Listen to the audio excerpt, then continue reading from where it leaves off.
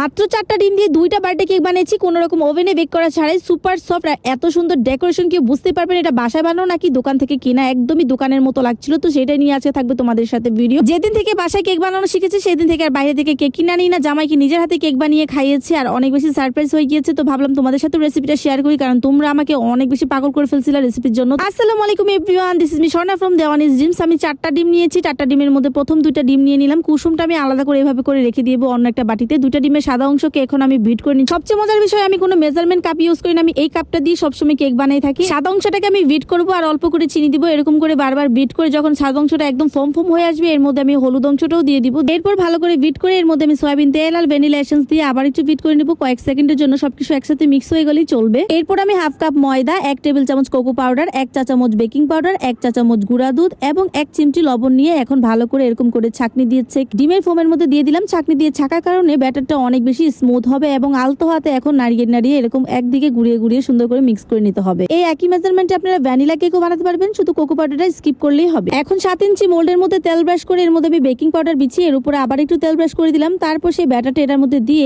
এখন ভালো করে হাত দিয়ে এরকম করে ট্যাপ ট্যাপ করে নিলাম, যেন ভিতরে কোনো বুটবুট না থাকে। যেহেতু চুলায় বেক করবো তাই চুলায় একটা বড় হাঁড়ি বসিয়ে তার মধ্যে স্ট্যান্ড দিয়ে আমি ফ্রি হিট করে নিয়েছি। এর মধ্যে কেকটা দিয়ে উপর দিয়ে ঢাকনা দিয়ে ঢেকে দিলাম। আর এরকম ফ্রাই প্যানে ঢাকনা হলে বেশি ভালো হয়। চাইলে আপনারা সরা দিয়েও কাজ করতে পারেন, তবে ঢাকনার যে ছিদ্র থাকে সেটা অবশ্যই বন্ধ করে দিতে হবে। এর মধ্যে আমি আবার ভ্যানিলা কেকের জন্য ব্যাটার তৈরি করে নিলাম, সেই একই মেজারমেন্ট। এইদিকে আমার চকলেট কেকে কিন্তু পুরোপুরি হয়ে এসেছে, একদম পারফেক্ট ভাবে কুক হয়েছে। এখন আমি হাত দিয়ে স্পর্শ করে দেখলাম অনেক বেশি সফট হয়েছে। কেক 2টা ঠান্ডা হতে দিয়ে এখানে আমি একটা ট্রপিক্যাল ক্রিমের বেশিরভাগই নিয়ে ফেলেছি, কারণ এর আগে কিছুটা অংশ দিয়ে আমি আরেকটা 1 পাউন্ডের কেক বানিয়েছিলাম। বাকি যতটুকু ছিল সেটা দিয়ে আজকে 2টা কেক বানাবো। ক্রিমটা যখন হালকা বরফ থাকবে তখন আপনারা বিট করার চেষ্টা করবেন, তাহলে আপনাদের ক্রিমের নিচে আর বরফ দিতে হবে না। নিশ্চয়ই সাথে ঠিক থাকার জন্য আমি হালকা একটু চিনি দিয়ে তারপর এখন হাই হিটে বিট করে নিচ্ছি, যতক্ষণ একদম পারফেক্ট ভাবে বিট হয়ে যাচ্ছে। খুব ভালো করে বিট করে নেবেন, একদিকে ঘুরাবেন সবসময় বিটারটাকে। ভালো করে ঘুরাতে ঘুরাতে সুন্দরভাবে যখন বিট হয়ে যাবে তখন দেখবেন ক্রিমটা ফুলে একদম দ্বিগুণ 3 গুণ হয়ে যাবে। বিট করতে করতে আমার কেকগুলো ঠান্ডা হয়ে গিয়েছে। প্রথমে আমি চকলেট কেকটা নিয়ে একটু ডিমোল্ড করে নিচ্ছি। ডিমোল্ড করার পর এখন দেখলাম অনেক বেশি স্পঞ্জি হয়েছে, মনে হচ্ছে একদম ওভেনে বেক করেছি। এখন এটাকে আমি 3টা স্লাইস করে নিচ্ছি। প্রথম একটা স্লাইস করে এখন দ্বিতীয় নম্বর স্লাইসটা করলাম। এই তো আমার 3টা স্লাইস হয়ে গিয়েছে। অনেকেই জিজ্ঞেস করেন কিভাবে আমি চকলেট গানাশ বানাই, তো এখন আপনাদেরকে দেখাই দেই। আমি আগে থেকে একটু ক্রিম আলাদা করে একটা স্টিলের বাটিতে নিয়ে রাখছিলাম। এখন চুলা একদম লো হিটে বসিয়ে একটু হালকা নাড়াচাড়া দিয়ে চুলা থেকে নামিয়ে ফেলবো, কারণ এটা বেশিক্ষণ রাখা যাবে না, তখন কিন্তু সুন্দর হবে না। গানাশের সাথে বেশি করে চকলেট দিলে কিন্তু আপনার চকলেট গানাশটা একদম রেডি। তো চুলা থেকে নামিয়ে তারপর আমি ঠান্ডা করে নিব।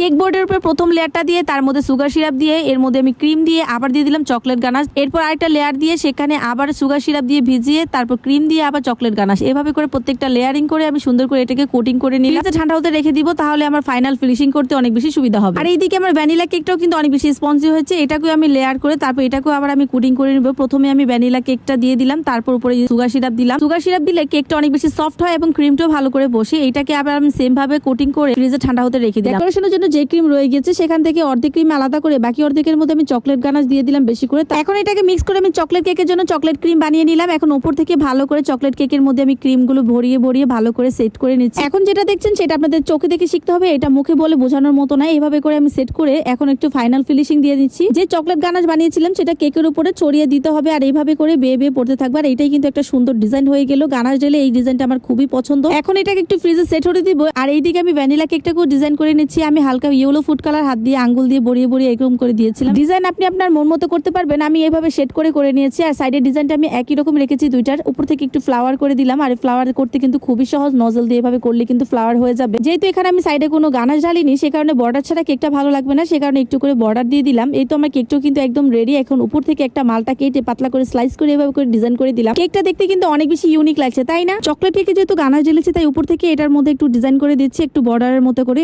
চকলেট কেকে বেশি ডিজাইন করলে তেমন একটা সুন্দর লাগে না। এই তো ফাইনালি আমার 2টা কেকই কিন্তু পুরোপুরি রেডি। কেক 2টা দেখতে কিন্তু খুবই সুন্দর হয়েছে। সবাই অনেক বেশি রেসিপি জানতে চেয়েছিলেন, তো আজকে ফাইনালি আপনাদের রেসিপিও দিয়ে দিলাম। কেকের রেসিপি ভালো লাগলে অবশ্যই আমার পেজে একটা ফলো দিয়ে আপনাদের টাইমলাইনে শেয়ার করে রাখবেন, যেন কখনো হারিয়ে না যায়। যখন মন চায় তখন দেখে দেখে বানিয়ে নিতে পারবেন। তো আজকের রেসিপিটা কেমন লাগলো অবশ্যই কমেন্ট করে জানিয়ে যাবেন। দেখা হবে নেক্সট ভিডিওতে। সবাই ভালো থাকবেন, সুস্থ থাকবেন। আল্লাহ হাফেজ।